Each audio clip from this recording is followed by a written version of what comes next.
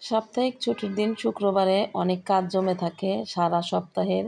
গতকালকে সেরকম কোনো কাজই করতে পারি নাই। ভেবেছি শনিবারে যেসব কাপড়-চোপড় ধোয়া আছে, সাংসারিক অন্যান্য কাজ আছে সেগুলো করে নেব। তারপরেও কম্পিউটারে কিছু কাজ থাকে। অনেকদিন পর লাল আটার রুটি বানাচ্ছি। মাংস রান্না করাই আছে।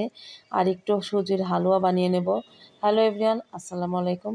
কেমন আছেন সবাই? আশা করি সবাই ভালো আছেন। যে যেখান থেকে ভিডিওটি দেখছেন অবশ্যই একটা লাইক দিয়ে ভিডিওটি দেখবেন। আর দেখতে দেখতে ভিডিও শেষ থেকে শুরু পর্যন্ত যদি কোনো অংশে ভালো লেগে থাকে তাহলে অবশ্যই সুন্দর একটা কমেন্ট করে পাশে থাকবেন। লাল আটার রুটি বানাচ্ছি অনেক দিন পর। ছুটির দিন ছাড়া লাল আটার রুটি বা সাদা আটার রুটি খাওয়াই হচ্ছে না, কারণ রুটি বানাতে অনেক সময় লাগে। তো আজকে যেহেতু ছুটির দিন, চারজনই বাসায় আছি, বাইরে যাওয়ার কোনো তাড়া নাই, তাই ভাবলাম সকালবেলা ঘুম থেকে উঠতে একটু দেরি হলেও সকাল সকালে তারপর হচ্ছে এই যে রুটিগুলো বানিয়ে নেওয়া যাবে। এদিকে আপনাদের ভাইয়া গিয়েছিল বাজারে। আমি তো গতকালকে শুক্রবার বাজারে গিয়েছিলাম, মাছ কিনতে পারি নাই। আজকেও আপনাদের ভাইয়া সেরকমভাবেও কিনতে পারেনি, যে মাছ কিনে নিয়ে এসেছে দুই মিশালি মাছ বলে যাকে, মোয়া মাছ আছে আর ট্যাংরা মাছ আছে।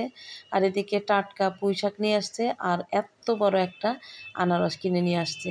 তো আনারস কিন্তু আসলে এই সিজনে খাওয়া খুবই ভালো, যেহেতু এই সিজনে অনেকেরই জ্বর হচ্ছে, ঠান্ডা, মুখে রুচি থাকছে না। তো সেই ক্ষেত্রে কিন্তু আনারসটা অনেক ভালো। আনারসটা খেলে মুখের রুচিটা ফিরে আসে। তো অনেক বড় আনারস, আপনাদের ভাইয়া বলছিল আনারসটা কাটো। তো আনারসটা কাটার পরে খুব একটা ভালো বের হয়নি, একটু পচে গেছে ভিতরে, উপর থেকে তো সেটা আসলে বোঝা যায় না। কাটার পরে হচ্ছে বোঝা যাচ্ছে যে একটু নষ্ট নষ্ট ছিল। তো যাই হোক, এর চাইতে ছোট যে আনারসগুলা সেগুলোই কিন্তু অনেক মিষ্টি, আর বড় আনারসগুলোও মিষ্টি। আজকে এটা অতটাও মিষ্টি না। তো যাই হোক, কাটার পরে একটু নুন দিয়ে ভালোভাবে মাখিয়ে নিচ্ছি। তখনই মনে হচ্ছিল যারা এই আনারস মাখা বিক্রি করে ওদের মাখাটা কিন্তু খেতে অনেক মজা লাগে, কারণ ওরা হচ্ছে সরিষা দিয়ে সুন্দর করে মাখিয়ে দেয়। রান্না করেছি, অনেক আলসেমি ছিল, ধীরে ধীরে তারপরে রান্না করেছি, শাকভাজি করেছি, মাছের তরকারি রান্না করেছি। তো শাকভাজি দিয়ে আমার মোটামুটি খাওয়াটা শেষ। শাকভাজিটা অনেক মজা হয়েছিল, আর আমি প্রত্যেক শাকের ভিতরেই শুকনো মরিচ দিয়ে ভাজি করে থাকি। এটা দিয়ে ভাত দিয়ে খেতে আমার অনেক ভালো লাগে।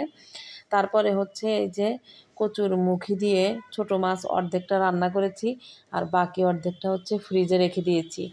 মাছ কিন্তু খুব বেশি আনেনি, অল্পই নিয়ে এসেছে। আমি এখান থেকে অর্ধেকটা তুলে রেখেছি, আর একদিন রান্না করব। তো এই হচ্ছে আমার ছুটির দিনের রান্নাবাড়ি ভিডিও।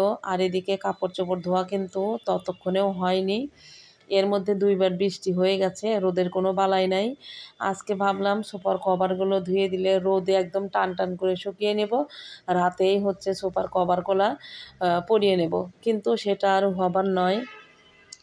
একটু পরপরেই বৃষ্টি নামছে, কি আর করব, খাওয়া দাওয়ার পরে একটু রেস্ট নেব, সেটাও হচ্ছে না। বারান্দাতে অনেক কাপড় চোপড় ছিল, আর দেখেন এই যে দুইটা কুকুর, এই দুইটা কুকুর সারাক্ষণ আমাদের এই দুই বাসার মাঝখানে একটা টিনের ঘর আছে, এইখানে এই কুকুরগুলো এসে সারাটা দিন খুব বিরক্ত করে, চেঁচামেচি করে, শব্দ করে, হাঁটাহাঁটি করে। তো বৃষ্টি নামছে এই জন্য তারা চাল বেয়ে বেয়ে চলে গেল, আবার বৃষ্টি থেমে গেল, ঠিক আবার তারা চলে আসবে। এই হলো আমার বারান্দার অবস্থা। আর বৃষ্টি তো নেমেই গেছে, অনেক বৃষ্টি। আর এই যে আমার সোফার কভারগুলো দেখেন অমনি রাখছি, কোথায় রাখবো, রাখার কোনো জায়গাও নেই। তো আজকের ভিডিওটি কিন্তু আমার এই পর্যন্তই। কেমন লাগলো অবশ্যই লাইক কমেন্ট শেয়ার করে পাশে থাকবেন।